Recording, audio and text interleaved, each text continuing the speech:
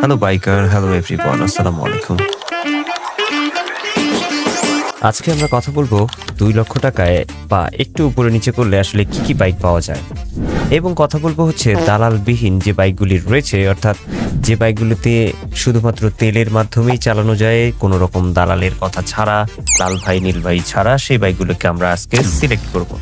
তো বাইকের মধ্যে আসলে কি থাকছে সেই বিষয়গুলি নিয়ে কথা বলবো।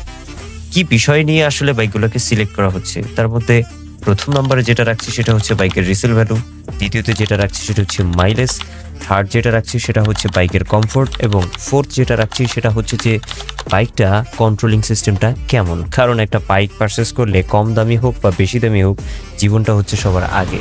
তাই এই বিষয়গুলিকে মাথায় রেখে আমরা সিলেক্ট করব কিছু বাইক যেটি 2 লক্ষ টাকার আশেপাশে, একটু সামান্য উপর নিচে হতে পারে। এই টাকার মধ্যে আসলে কি ভালো বাইক পাওয়া যায়। তো চলুন ভিডিও শুরু করা যাক। ওকে, সো আমরা ফার্স্ট কথা বলতে যাচ্ছি হচ্ছে সুজুকি জিক্সার মনোটন নিয়ে। এই বাইকটা এক কালারের হয়ে থাকে সাধারণত, যার কারণে বাইকটার নাম হচ্ছে মনোটন। বাইকটির ভালো দিকগুলি কি সেটা আগে বলতে চাই। সেটি হচ্ছে যে এই ডিজাইন আর লুক, মোটামুটি এক কালারের মধ্যে ডিজাইন লুক সব দিক থেকে এই বাজেটের মধ্যে যথেষ্ট ভালো একটা বাইক। ফুয়েল এফিসিয়েন্সি কিন্তু যথেষ্ট পরিমাণ ভালো রয়েছে, 40 থেকে 45 পর্যন্ত মাইলেজ আরামসে পাওয়া যায় যদি ভালোভাবে মেনটেনেন্স করা হয়। আর কন্ট্রোলিং আর ব্রেকিং সম্বন্ধে যদি বলি, তাহলে এবিএস না থাকা সত্ত্বেও এই গাড়িটা মোটামুটি ভালোই হ্যান্ডেলিংটা করা যায় এবং খুব ভালোভাবে ব্রেকিং কনফিডেন্ট পাওয়া যায়, এবং বাইকটা দিয়ে মোটামুটি কর্নারিং করেও আপনি শান্তি পাবেন। সিটি রাইড যদি করেন তাহলে যথেষ্ট ভালোই লাগবে আপনার কাছে। এটা আমার ব্যক্তিগত অভিমত থেকে আমি বলছি, কাজ বাইকটা আমি নিজেও ইউজ করছি, মোটামুটি বেশ ভালোই। এরপরে আরেকটা বিষয় যদি বলি, সেটা হচ্ছে যে full digital meter, gear position indicator, তারপরে রিফাইন ডিসপ্লে, চোখে পড়ার মতো এই বিষয়গুলি হচ্ছে যে ভালো ব্যাপার ছিল। খারাপ ব্যাপার যদি বলি এই বাইকটার মধ্যে, তাহলে মনোটোন মানে হচ্ছে একটাই রং, অনেকের কাছে ভালো নাও লাগতে পারে। আরেকটা বিষয় হচ্ছে সিটিং কমফোর্ট। পিলিয়ন রাইডারের জন্য সিটটা একটু অস্বস্তিকর লাগতে পারে, লং রাইডের জন্য আসলে পিলিয়নের জন্য একটু সমস্যাও হতে পারে।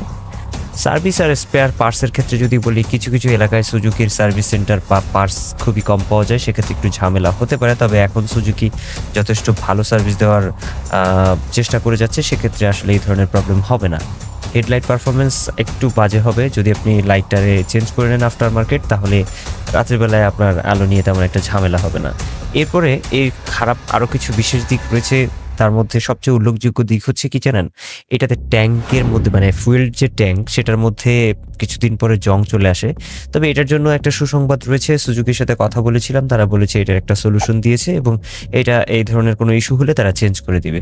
আরেকটা প্রবলেম, যারা ম্যাসিভ ভাবে বাইকটা ইউজ করে, অনেক বেশি রাইড করেছেন, তারা জানে এই বাইকটা কিছুদিন পরে কার্বোরেটরে একটু ঝামেলা দেয়। আর এই ঝামেলাটার কারণ কি জানেন, আসলে বাইকটার ম্যানুফ্যাকচারিং এর জন্য ঝামেলা না, এই ঝামেলাটা হচ্ছে যে আমরা লোকাল থেকে যখন বাইক সার্ভিস করি তখন হচ্ছে এটাকে ফেস করতে হয়। সো যদি কেউ মনোটন ইউজ করে থাকেন বা নিতে চান, সেক্ষেত্রে আমি অবশ্যই বলবো এই বাইকের কার্বোরেটরটা আপনি অবশ্যই সার্ভিস করাবেন শোরুম থেকে, না হলে আসলেই অনেক বড় প্রবলেমে পড়তে হবে।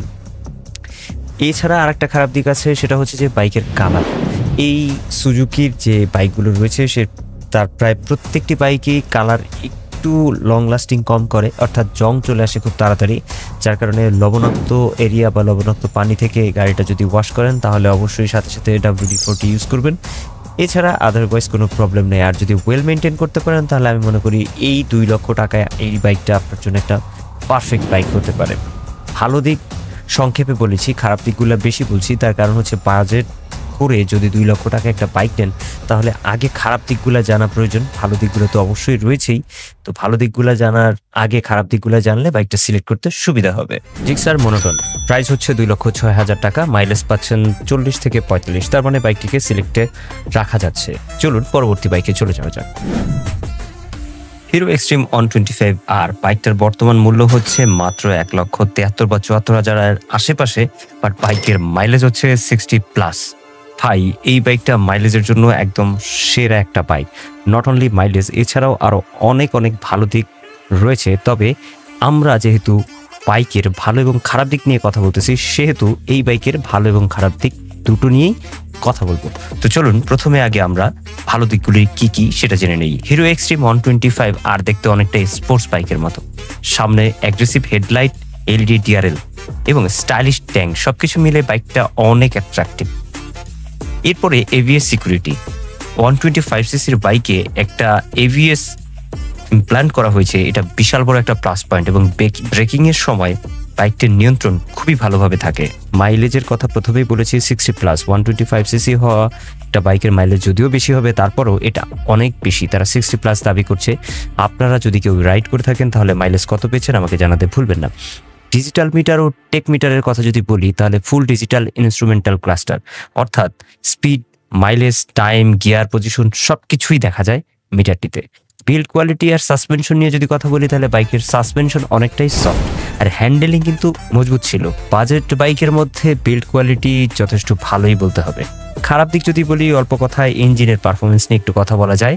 যদিও বাইকটা 125cc আর প্রাইস অনুপাতে পিক আপটা আপনি একটু কমই পাবেন সাধারণত, এটা খারাপ বলা যায় না কারণ প্রাইস আর সিসি অনুপাতে ঠিকই আছে। পিলিয়ন সিট কমফোর্ট যদি বলি, পিছনের সিটটা একটু ছোট, একটু হার্ড, দুজনে মিলে দূরপাল্লা অর্থাৎ লং ড্রাইভের জন্য যথেষ্ট ভালো কমফোর্টেবল বাইক হবে না, কারণ 125cc নিয়ে আসলে লং রাইড করা ঠিকও হবে না। তারপরেও যথেষ্ট ভালো, 100-এর মধ্যে 80 দেওয়া যেতে পারে। গিয়ার শিফটিং কিছুটা হার্ড, কিছুটা ইউজার বলেছে, আপনারা কেমন পেয়েছেন জানি না যারা ইউজ করেছেন, তবে আমার কাছে তেমন একটা হার্ড মনে হয়নি।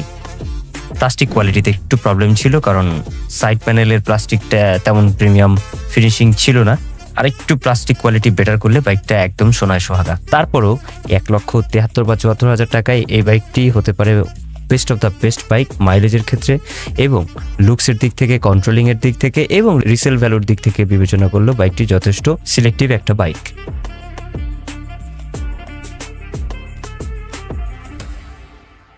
সো আমাদের নেক্সট বাইক হচ্ছে হিরো 160R। আর এই বাইকটার ভালো এবং খারাপ দিক নিয়ে যদি কথা বলি তাহলে প্রথমে বলবো হচ্ছে খারাপ দিক নিয়ে। বাইকটির খারাপ দিক হচ্ছে 15.2 bhp 160cc বাইকের তুলনায় অনেক কম পাওয়ারফুল লাগে। আরেকটা খারাপ দিক হচ্ছে বডি প্লাস্টিক কোয়ালিটি। কিছু ব্যবহারকারীর অভিযোগ বাইকের প্লাস্টিক প্যানেলের কোয়ালিটি খুব একটা ভালো না। নেক্সট খারাপ যে দিকটা সেটা হচ্ছে হাই স্পিডে একটু ভাইব্রেশন ফিল হয়। 90+ দিকে গেলে গতিতে আপনি একটু ভাইব্রেশন ফিল করতে পারেন, বিশেষ করে ফুট প্যাকের দিকে। টায়ারের যে গ্রিপটি রয়েছে এটি মিডিয়াম কোয়ালিটির একটি গ্রিপ ইউজ করা হয়েছে। বৃষ্টির দিনে বিশেষ করে আপনাকে একটু সাবধানতা অবলম্বন করে বাইকটি চালাইতে হবে। আসলে গ্রিপটা বেসিক্যালি এমন কোয়ালিটিতে তৈরি করা হয়েছে, এটা একটা ট্র্যাক কোয়ালিটি একটা আছে, বাট এটা আমাদের দেশে তো আসলে 12 মাসে 12 রকমের অবস্থা থাকে, আর রাস্তার অবস্থা সবাই জানেন, তো সেক্ষেত্রে আসলে একটু সাবধানতা অবলম্বন করে বাইকটি রাইড করতে হবে। এটা আসলে বিশাল কোনো খারাপ দিক মনে করছি না। আরেকটা বিষয় হচ্ছে রেসিং ফিলিংসের একটা অভাব রয়েছে, যেমন 164 ভ্যালভের একটা ইঞ্জিন, সেখানে অবশ্যই একটু বেটার কিছু এক্সপেক্ট করে সকলেই। একটু থ্রোটল, রেডি থ্রোটল থাকবে, একটু কুইক থ্রোটল থাকবে, হ্যাঁ, ইনস্ট্যান্ট একটু একটা বিষয় থাকবে, বিশেষ করে এই সেগমেন্টের 4 ভ্যালভের বাইকে। 168 যে বাইকটা, এই 4B'র অন্য যে বাইক রয়েছে টিভিএস এর, সেই বাইকের তুলনায় এর কিন্তু টর্কটা অনেক কম, সে তুলনায় বাইকটি এটাও একটা খারাপ দিক হিসেবে বিবেচনা করা যেতে পারে। ভালো দিক যদি বলি, বাইকটির অনেক অনেক ভালো দিক রয়েছে, যেমন এটার স্টাইল আর ডিজাইন অনেকের কাছে ভালো নাও লাগতে পারে, তবে এটির সামনে এলইডি হেডলাইট এবং ডিআরএল একটা স্পোর্টি কিন্তু লুক দিয়ে থাকে। অ্যাগ্রেসিভ ট্যাঙ্ক রয়েছে, ডিজাইন আনে অনেক প্রিমিয়াম, এটার কারণে অ্যাগ্রেসিভ ট্যাঙ্ক ডিজাইন বা বাইকে আরো প্রিমিয়াম কিন্তু লুক দিয়ে থাকছে। মাইলেজ বিশেষ করে 160cc সেগমেন্টে গড়ে 45 থেকে 50 কিলোমিটার মাইলেজ পাওয়া যায়, যা অনেক ভালো। ব্রেকিং ও সেফটি, সামনের চাকা ও পেছনের চাকায় ডিস্ক তো রয়েছেই, সঙ্গে সিঙ্গেল চ্যানেল এবিএস এর সুবিধা রয়েছে। সাসপেনশন কোয়ালিটি যদি বলি, টেলিস্কোপিক ফ্রন্ট সাসপেনশন এবং 7 step adjustable monoshock rare suspension রয়েছে, যেটা আপনাকে শহরে ও গ্রামে চালাতে খুবই ভালো কমফোর্ট দিয়ে থাকবে। ডিজিটাল ক্লাস্টার অর্থাৎ ফুয়েল ডিজিটাল মিটার, যেখানে স্পিড, ট্রিপ, ঘড়ি, সার্ভিস রিমাইন্ডার সহ নানা রকমের তথ্য পেয়ে যাবেন আপনার মিটার কনসোলে। তো এতগুলা ভালো দিক আর সামান্য কিছু খারাপ দিক থাকবেই। আপনার বিবেচনায় আপনি রাখবেন যে বাইকটি আসলে আপনার জন্য কতটুকু ভালো হবে। দাম অনুপাতে বাইকের যে পারফরমেন্স, বাইকের যে কোয়ালিটি এবং যে ফ্যাসিলিটি হিরো প্রোভাইড করে থাকছে, সেক্ষেত্রে বাইকটি অবশ্যই 2 লক্ষ টাকার আশেপাশে মারাত্মক লেভেলের একটি নির্বাচিত বাইক বলে আমি আশা করছি। 2 লাখ টাকার আশেপাশে আমরা আরেকটা বাইকে চয়েস করেছি, সেটা হচ্ছে Honda Xplaid 160 এই বাইকটা। আর এই বাইকটার ভালো আর খারাপ দিক নিয়ে যদি কথা বলি, তাহলে প্রথমে কথা বলবো হচ্ছে খারাপ দিক নিয়ে। খারাপ দিকটা হচ্ছে রিয়ার সাসপেনশনটা একটু সফট কোয়ালিটির, তবে তেমন আহামরি তেমন খারাপ কিছু বলা যায় না। ডিজাইনের তুলনায় পারফরমেন্স কিন্তু একটু খারাপ।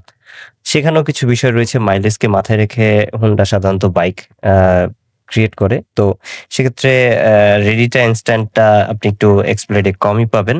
এই বিষয় নিয়ে ভালোর দিক থেকেও বলার আছে, খারাপ দিক থেকেও বলার আছে। যাই হোক, আর আরেকটা খারাপ বিষয় হচ্ছে রেয়ার টায়ারটা বেশ চিকন, আর একটু মোটা করতে পারতো, এটা ভালো হইতো। আরেকটা বিষয় হচ্ছে এটার যে সিট এবং সিট হাইটে যা আছে মোটামুটি চলে, বাট সিটটা আর একটু সফটি করলে মনে হয় বেটার হতো। ছোট উচ্চতার যে রাইডার আছে তাদের জন্য হালকা অসুবিধা হতে পারে।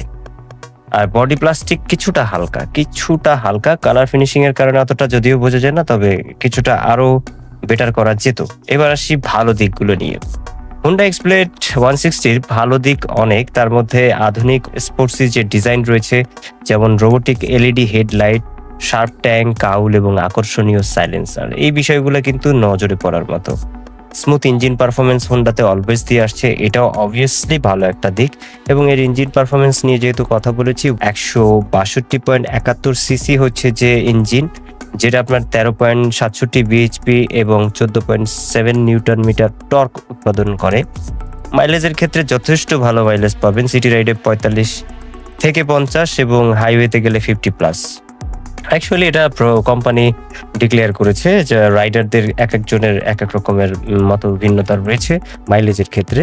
ডিজিটাল মিটারের ফিচারগুলো যথেষ্ট জোস, কারণ gear position, service reminder, trip meter ইত্যাদি আর অনেক কিছু রয়েছে। ডিটেলসে বললে ভিডিও লম্বা হবে, তবে এক কথায় বলতে পারি যে এই ডিজিটাল মিটারের মধ্যে অনেক অনেক বেশি ডিটেলস রয়েছে, যেটা আসলে ইয়ামাহার বাইকে টোটালি থাকে না। ইয়ামাহা চলেই আসে এই ক্ষেত্রে। এরপরে নির্ভরযোগ্য ব্রেকিংয়ের কোয়ালিটি যদি বলি তাহলে অবশ্যই ভালো, কারণ এবিএস সামনে ব্যবহার করা হয়েছে। এছাড়াও হোন্ডার প্রায় প্রত্যেকটা গাড়ির ব্রেকিং কোয়ালিটি অনেক ভালো। হোন্ডার বিশ্বস্ততা বলতে যেটা বোঝায় যে সার্ভিসিং এবং কম খরচে মানে সার্ভিসগুলো পাওয়া, এগুলো আসলে মোটামুটি এখন বর্তমানে হাতের মধ্যে চলে আসছে। বাংলাদেশে প্রায় সবখানেই হোন্ডার সার্ভিস সেন্টার ভালো সার্ভিস দিয়ে আসছে এবং পার্টসও মোটামুটি অ্যাভেল রয়েছে। বাইকটা অ্যাভারেজ যদি বলি তাহলে এটি একটি ভালো ব্যালেন্সড বাইক, এবং যেটা ডেইলি ইউজ করার জন্য খুবই ভালো, কারণ ফুয়েল ইকোনমি ও আধুনিক লুকের জন্য খুবই ভালো। তবে আপনি যদি স্পোর্টি রাইডিং বা ট্র্যাকের পারফরমেন্স চান, তবে এটা আপনার জন্য না। তার কারণ ফিচারের ডিটেলসিং এ যদি যাই, ইঞ্জিনে আছে 162.71 সিসি এবং এটা হচ্ছে এয়ার কুল, নট অয়েল কুল। এবং পাওয়ারের কথা আগেই বলেছি, টর্ক 14.7 নিউটন মিটার, 5500 আরপিএম এ। গিয়ার পাচ্ছেন 5টা ম্যানুয়ালি যে গিয়ারগুলো থাকে। ওজন রয়েছে বাইকটিতে 143 কেজির মতো। Seat height 795 newton metre. Top speed পেয়ে যাবেন 110 থেকে 115 কিলোমিটার।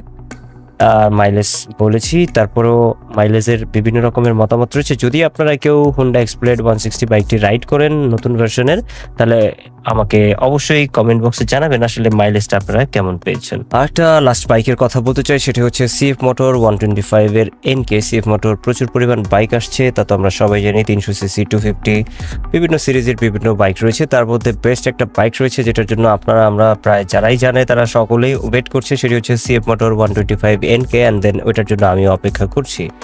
এই বাইকটার কথা কেন বলছি, বিকজ ফাইনালি এই বাইকটা বাংলাদেশে যদি 2 লাখ বা তার আশেপাশে প্রাইসের মধ্যে পাওয়া যায়, তবে এটি হবে বাংলাদেশের একটি আদর্শ বাইক।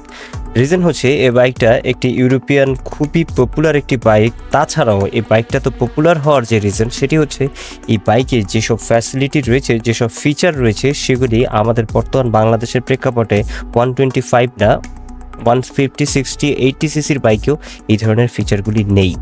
সো যদি বাংলাদেশে CF Motor 125 এর NK 2 লাখ থেকে 2.5 লাখের মধ্যে প্রাইস হয়ে থাকে, তাহলে আমি বলবো এই যতগুলি বাইক রয়েছে তার মধ্যে সবচেয়ে বেশি টপ লিস্টেড বাইক হবে CF মোটর 125 এর NK এই বাইকটি। কালারের দিক থেকে বলেন আর বাইকটির কন্ট্রোলিংয়ের দিক থেকে বলেন, বাইকটির স্পোর্টসি লুকের দিক থেকে বলেন, সব দিক থেকেই বাইকটি হবে বেস্ট।